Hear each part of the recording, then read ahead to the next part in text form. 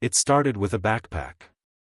Abandoned on the edge of Pine Hill Trail, soaked from last night's rain and half buried in mud, it sat like a silent scream in the underbrush. Officer Clayton Reynolds stood still, his eyes locked on the navy blue canvas, unzipped and stained. Beside him, K9 Sarge let out a low growl, not aggressive, but alert, primal, almost reverent. Like he knew. This wasn't just a lost bag. This was the kind of clue that changes everything. And 2 girls were missing. It had been a chilly Thursday in Willow Creek, Oregon, a quiet town nestled between evergreens and routines. The kind of place where Main Street had only one stoplight, where the diner closed at 8 p.m., and where kids still walked home from school without fear. 15-year-old Maddie Carter and 16-year-old Haley Brooks were last seen leaving Willow Creek High around 3:10 p.m. Maddie's mom had packed her lunch that morning, reminded her to wear her hoodie. It was cold and overcast. Haley had waved goodbye to her younger brother, promising she'd help him with math homework after dinner. But dinner came and went. And neither girl walked through the front door. 9:36 p.m. The 911 call came from Michelle Carter, Maddie's mom. Her voice was strained, but controlled. They said they were going to Haley's house after school to study. I called her, and Haley's mom says she never showed up. I think something's wrong.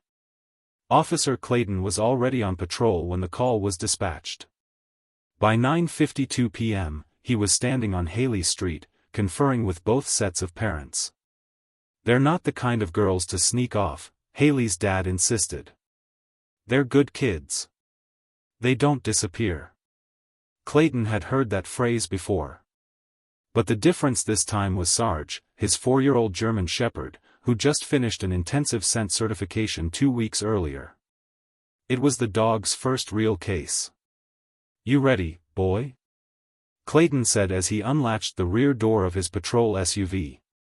Sarge barked once, sharp, focused, ready. 10:20 p.m., the search begins. Sarge took Maddie's hoodie from her room, inhaled deeply, and began to move. At first, the trail was easy, down the street, past the high school gates, across the crosswalk. The sidewalk still carried faint traces of their scent, 2 girls, side by side, laughing, carefree. But then, the trail forked. Instead of continuing down Maple Avenue toward Haley's house, Sarge veered right. He pulled Clayton hard, across the road, past a wooden fence, into the edge of Pine Hill Trail, an unpaved hiking route that cut behind the town library and into dense forest. Clayton frowned. That's not the way home. The flashlight cut through the mist, the beam swinging across trees and brush. That's when they saw it, the backpack. Inside the bag. A cracked phone. 2 library books. A history class notebook with Maddie's name scrawled in cursive. And something else, a small plastic charm, snapped off a bracelet. Clayton crouched down, bagging the items for evidence, then glanced toward Sarge, who had stiffened near a patch of disturbed ground. The dog pawed once. Then twice. A piece of fabric, ripped, pale blue, caught in a thorn bush. Haley's jacket. By midnight, local search and rescue teams were mobilized. Volunteers showed up with flashlights, flannel jackets, and worry etched into their brows. Parents, teachers, even the school principal were out combing the trails. But Sarge's trail ended abruptly near the edge of a clearing. Like someone, or something, had interrupted the girl's path. Clayton stood in the middle of it, listening. The wind had died down. The trees loomed silently. In 20 years of policing, he'd felt this feeling only twice before. That cold certainty that something had gone very wrong. 3:12 a.m. At the station, photos of the girls were already up on the whiteboard. Digital maps. Notes from interviews. Call logs from classmates. One of Maddie's friends mentioned something strange. Maddie had texted her just before school let out. Can't talk now. Got a weird feeling about this car outside. We'll text later. She never did. As dawn broke, Sarge was restless. He kept returning to the same bush. The same bend in the trail. He sniffed the dirt, the moss, the air, then sat, tail stiff, eyes locked on a cluster of tire tracks barely visible in the mud. Clayton followed the line with his eyes. It wasn't a trail used by hikers. It was wider. Smoother. A vehicle had been here. And it didn't belong. This wasn't just a case of two girls gone missing. This was a disappearance planned in silence, masked by rain, hidden in routine. And K9 Sarge had just uncovered the first crack in its surface. The clock had started. And someone out there was hoping no one would follow the trail. They were wrong. 4:43 a.m. The wind had picked up again, whispering through the pines and cutting through Officer Clayton's jacket like a scalpel. He adjusted his flashlight beam across the forest floor while K9 Sarge moved ahead, nose low, tail straight, and body tense. The air was damp, earthy, and rich with old leaves. But Sarge wasn't interested in any of that. His attention was fixed on something unnatural. The tire tracks from the night before had gone cold. Literally. Overnight frost had glazed over the top layer of soil, blurring any tread detail Clayton could get. But Sarge wasn't following a tread, he was following a scent trail that no human nose could ever detect. And that trail was about to take them somewhere no one had thought to look. Back at the station, Detective Ava Morgan had arrived from Salem at first light. She wasn't the type to ask permission. Slim, confident, with sharp gray eyes and a coffee mug that said, "Don't mistake my silence for compliance," she walked straight into the command center and scanned the board filled with sticky notes and mugshots. 2 girls. No witnesses. No video. No ransom, she muttered.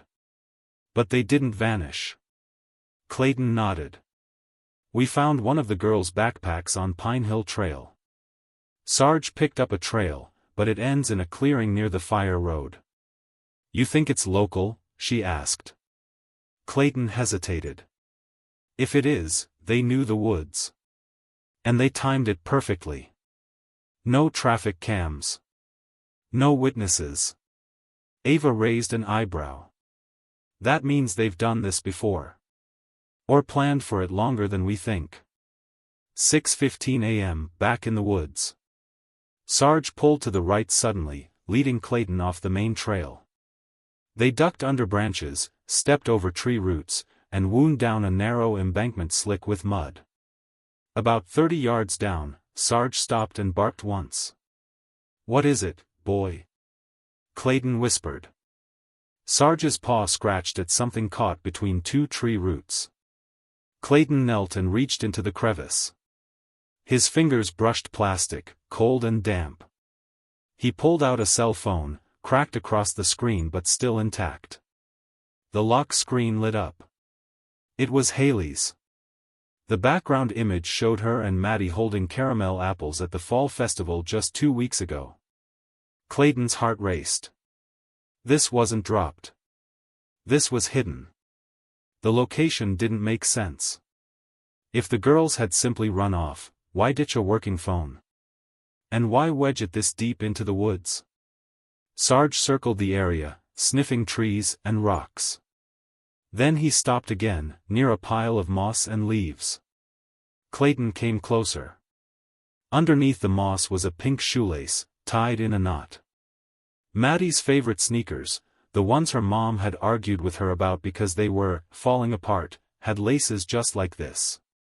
"Someone's been back here," Clayton said aloud. "And they didn't want us finding this stuff." 8:40 a.m., a new lead. Back at HQ, Ava reviewed the phone's contents with digital forensics. No new texts. No photos. But one draft message caught her eye. It was never sent. To Logan P. If anything happens, look at the year Mrs. Harper was born. 1963, you'll know what it means. Ava looked at Clayton. Who's Logan? Maddie's friend. Football kid. Pretty sharp. Any idea what 1963 means to him? Clayton shook his head. We'll find out. She studied the phone. Why type a message and not send it? Because someone was watching, Clayton replied. And she knew it. 10:15 a.m. Logan's interview. Logan Parker sat across from Ava and Clayton, his knee bouncing nervously. His Letterman jacket was too big, the collar tugged up like a shield. I didn't think the text meant anything. I just thought maybe she was joking, he said quietly. Did she ever mention feeling unsafe? Ava asked. Not really. But last week, she pointed out a car parked across from the school. Said it had been there a few days in a row. Blue SUV. Tinted windows. Clayton leaned forward. You remember what kind? Ford. Maybe a Flex or Explorer. I dunno. I thought it was a parent waiting for someone. Ava scribbled notes. What about the number 1963? You recognize it? Logan blinked, then his eyes widened. Wait, yeah. That's the code for the old janitor's closet behind the gym. Nobody uses it, but Maddie and Haley used to hide notes in their freshman year. Is it still accessible? Clayton asked. Logan nodded. Yeah. The code hasn't changed. Ava and Clayton locked eyes. 11:03 a.m. Janitor's closet, Willow Creek High. The smell of dust and disinfectant hit them as the closet door creaked open. It was barely lit, with rusted metal shelves lining both sides. In the back, behind an old mop bucket, Sarge began to sniff rapidly. Clayton knelt again and reached behind the bucket. His hand touched paper. 3 sheets, folded and taped. Each page had sketches, crude drawings of cars, school hallways, and stick figures with names. In the corner of the last page, in pencil. We think someone's watching us after school. Please don't say anything. We're trying to be sure. Ava exhaled slowly. They knew. They knew something was coming. As clouds rolled in above Willow Creek, the mood at the station turned heavier. Rain tapped against the windows, soft but insistent. Local news had picked up the story. Reporters stood outside with cameras. Fear was building. Rumors, too. But Officer Clayton wasn't in the mood for theories. He had a scent trail. He had a sharp-eyed K9 partner.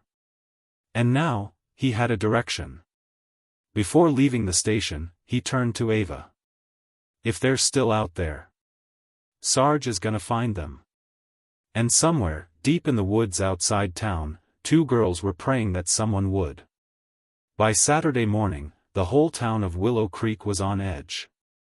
Flyers with Maddie Carter and Haley Brooks' faces were taped to coffee shop windows, telephone poles, and grocery store entrances. Local news had already picked up the story. Their school photos, both smiling in that awkward sophomore way, flashed across screens with the words, "Missing," in bold red lettering. But despite the growing panic, it was a high school sophomore named Logan Parker, and a police dog named Sarge, who would unknowingly push the case in a new direction. 10:02 a.m. Willow Creek Police Department. Detective Ava Morgan sat across from Logan in the small interview room. She had been brought in from Salem due to her experience handling teen disappearances. Logan, wary and quiet, clutched his hoodie sleeves as he spoke.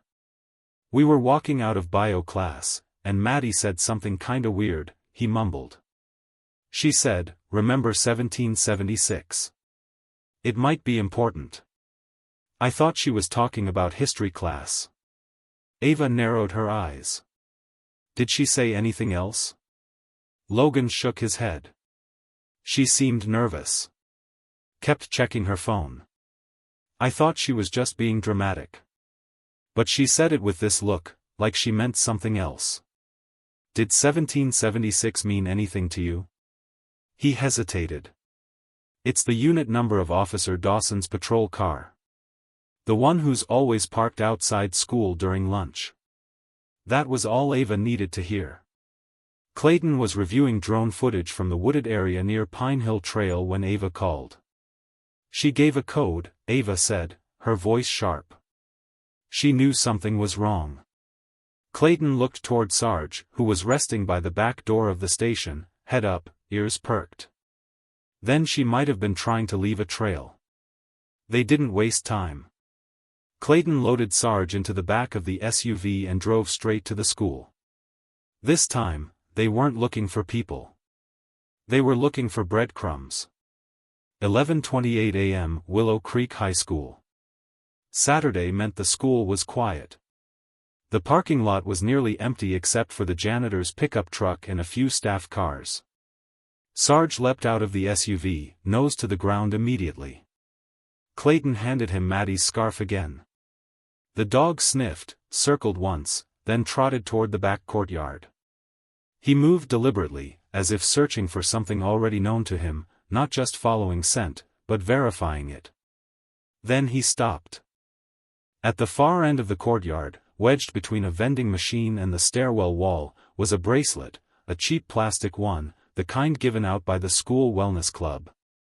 It was dirty, but unmistakable. Clayton crouched down and bagged it. Could have been dropped by anyone, he muttered. But Sarge disagreed. He let out a short, sharp bark and sniffed the vending machine again. Then he turned, nose to the breeze, and bolted. Clayton followed fast, across the parking lot and toward a drainage ditch that ran alongside the school fence line. It wasn't unusual for kids to hang out back here, sneak a smoke or kill time before rides showed up. But this time, it felt different. Sarge stopped cold near the ditch. His ears twitched. He barked, then began to dig. A small patch of disturbed ground, barely visible, sat near the chain-link fence. There, buried under some loose gravel and leaves, Clayton found the real clue. A torn page from Maddie's notebook. One line was scribbled in pencil. "We're not where we're supposed to be." Clayton's stomach twisted. Back at HQ, Ava and Clayton compared notes. Between Logan's coded memory, the bracelet, and the buried note, it was clear now, Maddie had realized they were being followed, maybe even targeted. "She's trying to communicate," Ava said. This wasn't random. Someone was planning this. They cross-checked patrol reports from the past 2 weeks. One stood out, a complaint from a school security officer who had noticed a dark blue SUV parked repeatedly across from the football field, always during dismissal hours. When asked, the driver had claimed to be waiting for his niece. The license plate wasn't recorded. But a description of the car and driver matched another report, a suspicious vehicle seen idling near Pine Hill Trail the night Maddie and Haley vanished. Now they had a suspect vehicle. Clayton took Sarge back out before sunset, returning to the ditch where they'd found the note. Sarge sniffed around, pulled east toward a nearby trail marker, then paused. His ears went stiff. A breeze rolled through the trees. Then, faintly, barely audible, a rustling sound came from somewhere deep in the trees. Sarge growled low. Clayton clicked off the safety on his sidearm. They moved cautiously, leaves crunching beneath their boots and paws. But by the time they reached the clearing, there was nothing. Just tire impressions in the dirt, leading away from the area. Fresh. Clayton knelt and touched the tracks. "Sarge," he whispered, "we just missed them." Somewhere miles from town, inside an old farmhouse, Maddie pressed her ear to a boarded-up window. She could hear the man's boots on the wood floor, pacing. His voice, calm but sharp, filtered down the hallway. "You'll do what I tell you," he said. Haley, huddled in the corner, whispered, "Do you think anyone knows we're here?" Maddie didn't answer. Instead, she reached into her sock and pulled out a small piece of paper she'd torn from a book during their last bathroom break. She scrawled something on it with a dull pencil stub, folded it tightly, and tucked it into the sole of her shoe. "If I get one chance," she whispered, "someone's gonna find this." As the last light dipped behind the Oregon pines, Clayton stood beside his truck with Sarge. The dog paced in small circles, panting lightly, eyes sharp. Clayton checked his phone. No new leads. No sightings. But he wasn't discouraged. Sarge had picked up the scent. And Maddie was leaving signs. Somewhere out there, she was still fighting. And Sarge wasn't letting go. Not now. Not when they were this close. It was the kind of house that people drove past without thinking. Set back from the road behind a row of overgrown hedges, the paint peeling, the windows clouded with grime, it looked abandoned, like a place time forgot. But K9 Sarge didn't care about appearances. He cared about smell, and right now, the scent trail he'd been following for over 3 miles ended at the rusted chain-link gate of that very house. Officer Clayton Reynolds crouched beside his partner, hand on his vest, scanning the property. "This it, boy?" he asked quietly. Sarge's ears perked, tail stiff, body low to the ground. He didn't bark. He stared. It had started that morning when Sarge picked up something unusual near the outskirts of town. Clayton had driven the K9 unit out to Eagle's Nest Gas and Market, a small station near Route 42, after surveillance footage showed a blue SUV matching the description provided by Maddie's friend. The vehicle had passed through late Thursday afternoon, just 2 hours after the girls were last seen. Sarge leapt from the vehicle the moment they arrived, nose to the ground, zigzagging through the lot. He stopped abruptly near Pump 3, where the security footage showed the SUV had idled for several minutes. From there, the scent led south, through a dry creek bed, across an open field, and finally down a gravel path that dead-ended at the old farmhouse. Sarge didn't hesitate. He sat at the gate and waited. Detective Ava Morgan, who had arrived the day before from the state's missing persons task force, stepped out of her SUV and joined Clayton at the fence. "You think they're in there?" Clayton didn't answer right away. He watched as Sarge walked along the edge of the fence, sniffing the corners, alert but calm. "I think Sarge does." Morgan surveyed the scene, her tone clipped. "This place isn't on any utility grid. No gas, no water, no electric. Just a mailbox stuffed with junk mail and a gate with a new lock." That last part was telling. Clayton nodded toward the tools in her trunk.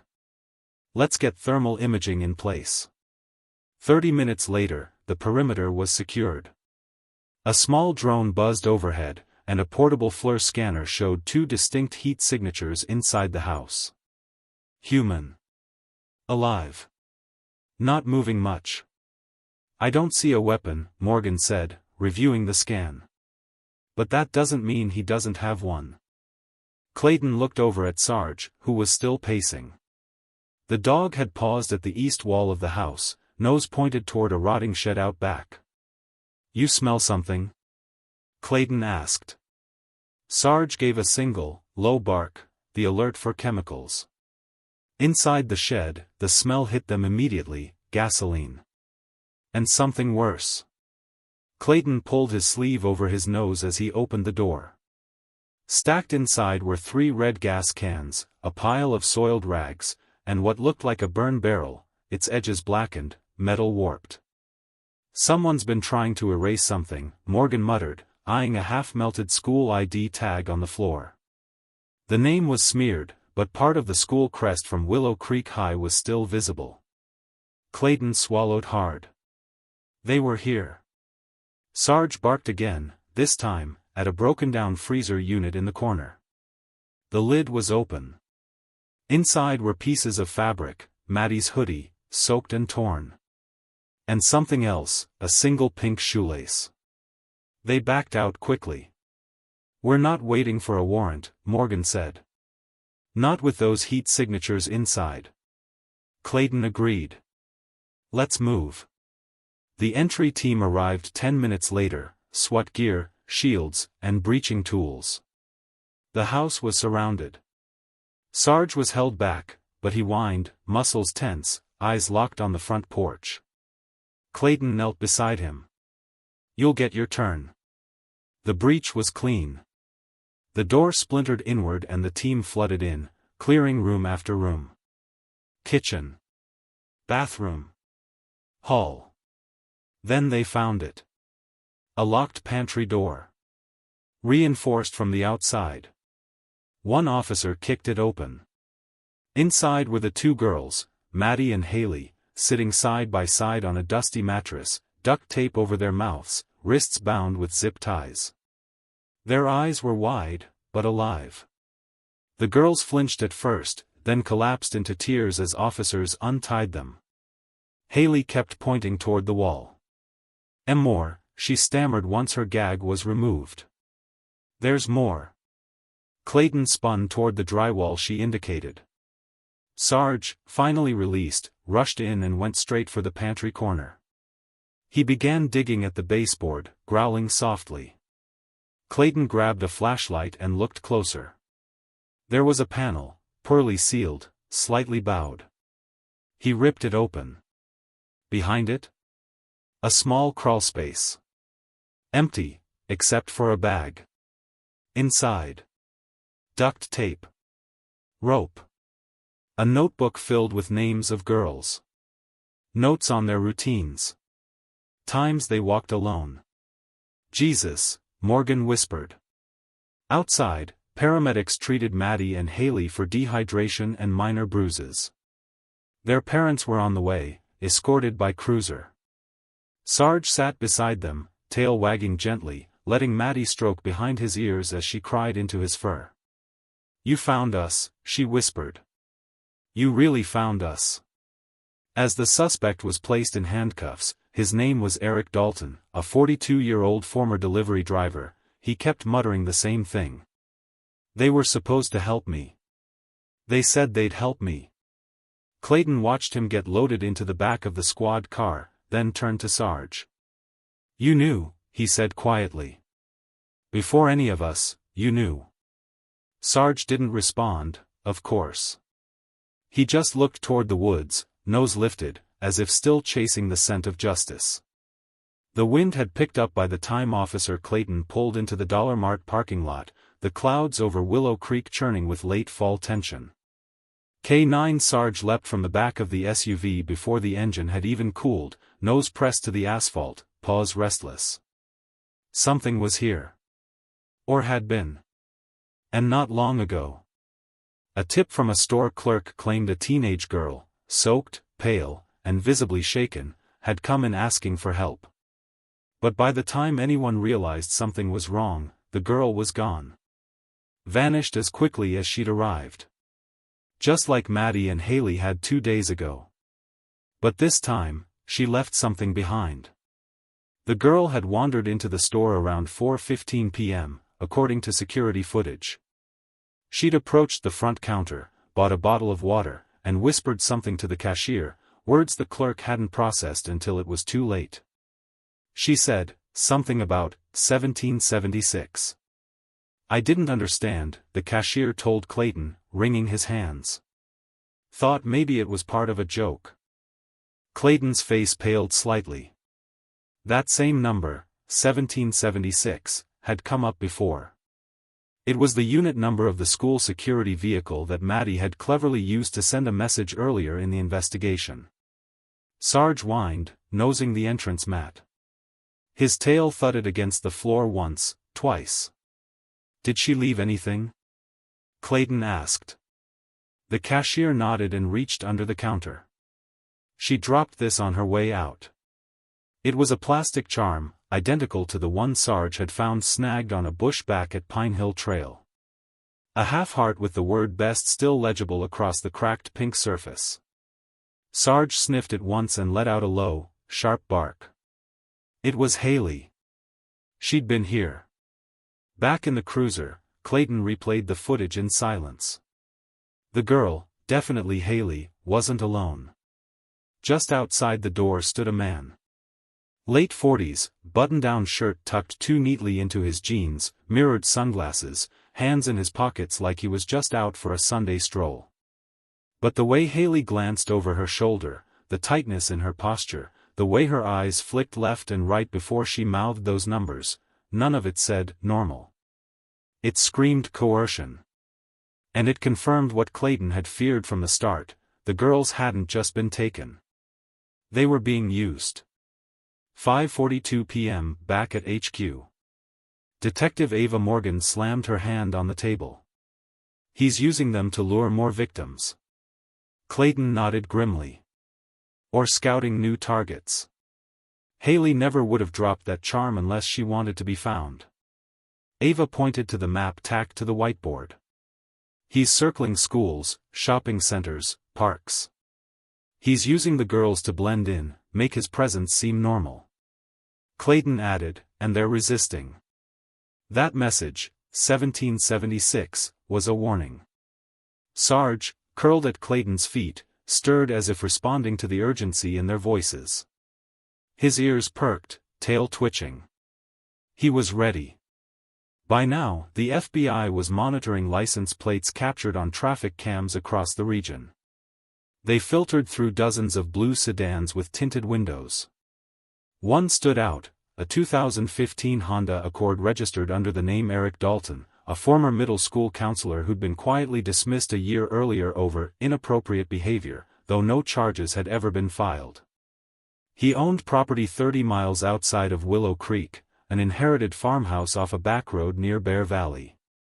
The house was listed as vacant, but electricity usage showed regular activity. Ava didn't hesitate. That's our guy. 7:03 p.m., the operation begins. Clayton and Sarge were the first unit to reach the property. They parked a quarter-mile away, approaching on foot under cover of dusk. Sarge moved with silent purpose, his nose low, ears locked forward. As they neared the perimeter, Sarge stopped cold. He barked once, short and urgent, then veered left, pulling toward a rotting shed tucked behind the main house. Clayton followed. The door creaked open with a groan. Inside, rope. Duct tape. Empty candy wrappers. School ID lanyards. A torn denim jacket that looked just like the one Maddie had worn in the yearbook photo pinned to the HQ board. Sarge growled low. Then barked twice, pawing at the floor. There was a trapdoor. The SWAT team arrived 10 minutes later. Negotiators prepped. A perimeter was set. Ava coordinated aerial drones from a nearby ridge. The property was soon surrounded. But Sarge wasn't waiting. The dog darted toward the side of the house, scratching at a crawlspace vent. Clayton. Ava called. Hold back. Wait for command. But Sarge's body language was crystal clear. There were people inside. Alive. Afraid. And running out of time. 8:41 p.m., tactical entry. While the SWAT team prepared to breach the front, Clayton took the side route Sarge had sniffed out. They entered through a broken mudroom door and followed the dog down a narrow hallway, until Sarge stopped at the pantry. He sniffed the floor, then leapt. His paws hit a hidden latch beneath the lowest shelf. A false wall. Clayton shoved it open. Inside, huddled on a stained mattress, were Maddie and Haley. Dirty. Exhausted. Crying. But alive. Are you hurt? Clayton asked gently. Haley shook her head. No. But he said he was bringing someone new tonight. Maddie added, he's out scouting. Said he'd be back by dark. Clayton keyed his radio. Target is not on site. Girls are safe. I repeat, girls are safe. Sarge stood between them like a statue, tail wagging slowly now, ears finally relaxed. He'd done his job. But the case wasn't over. Not until Eric Dalton was in cuffs. And Sarge wasn't going to rest until he was. The gravel crunched under the weight of the tactical boots. Officer Clayton Reynolds crouched low behind a pine tree, eyes fixed on the weathered farmhouse in the distance. The place was exactly what Sarge had led them to, isolated, old, and out of place. The blue SUV was parked half-hidden behind a shed, its side mirror cracked and door handle scratched. Every detail matched the witness reports. But it wasn't the car that chilled Clayton. It was the silence. Even the birds had gone quiet. Sarge stood at his side, muscles taut, ears forward. His body vibrated with tension, his instincts screaming louder than any siren. Clayton trusted that posture more than a dozen intel briefings. Inside that house, 2 girls were still alive. Back at command. Detective Ava Morgan's voice came through Clayton's earpiece. Units are in position. No movement from inside. Front and rear perimeter covered. Waiting on your signal. Clayton's eyes didn't leave the house. We go in on Sarge's lead. He knows where they are. No one questioned it. Entry. The team breached at 4:03 a.m. The front door gave way with a muffled slam. Sarge charged ahead, nose to the floor, weaving through the darkness like a guided missile. Every second counted. The layout was strange, hallways too narrow, doors added in odd places. As the officers cleared each room, Sarge kept going. Then he stopped. At the end of the hall, in front of a pantry. Not a bedroom. Not a basement door. A pantry. He barked once. Then twice. Then started scratching at the drywall. Clayton stepped forward, heart hammering. He pushed the shelves aside. Behind rows of canned beans and soup, a seam in the wall. False panel. He pulled.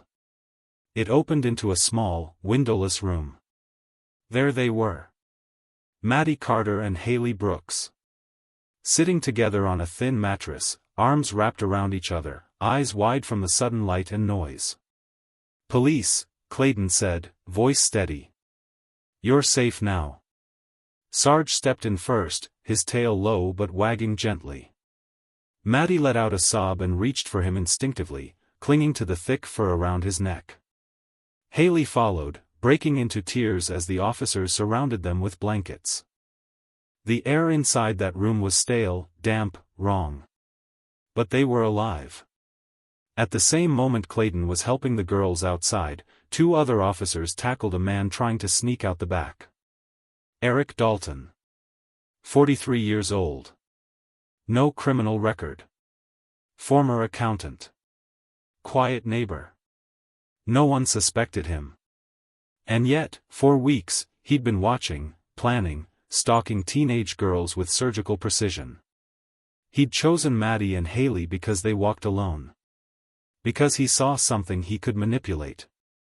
He didn't see Sarge coming. Aftermath. As paramedics checked the girls in the ambulance, Sarge sat beside them, calm now. His eyes followed every movement, every person, like a guardian who knew the job wasn't done until they were truly safe. Clayton gave him a quiet pat. You did good, partner. The next morning, news vans swarmed the street. Reporters called it a miracle. Community members brought flowers, food, cards, teddy bears. Candlelight vigils turned into celebration rallies. But for Clayton, the real moment came 2 days later, when Maddie's little brother ran across the front yard, shouting, "Sarge," and threw his arms around the dog who had brought his sister home. What came after? Dalton was charged with 2 counts of kidnapping, false imprisonment, and attempted trafficking. He confessed to watching several girls at multiple schools across Oregon. Maddie and Haley had been his first attempt. He never got the chance to try again. Detective Ava Morgan credited K9 Sarge publicly during the press conference. If it weren't for this dog's instincts, these girls wouldn't be here. Clayton didn't need the cameras to know that. He saw it in the eyes of 2 mothers when they hugged their daughters. In the way the town talked about Sarge like he was more than a dog, like he was part of them. Because he was. 1 week later. Maddie and Haley returned to Pine Hill Trail. They stood at the edge, where the backpack had first been found. They didn't speak. Just placed 2 white roses at the base of the tree and walked back in silence. Sarge walked between them, head high. Final words. They say heroes wear badges. Sometimes, they also wear vests and walk on 4 legs. Sarge wasn't just a dog that day. He was a lifeline. A protector. A reminder that evil hides in daylight, but so does courage. And sometimes, it barks until the world listens. Clapperboard, thank you for following Maddie and Haley's story. In a world where silence can hide so much, one dog's voice changed everything. Paw Prints, what would you have done if Sarge hadn't followed that trail? Let us know in the comments, and don't forget to subscribe for more true and inspired stories like this.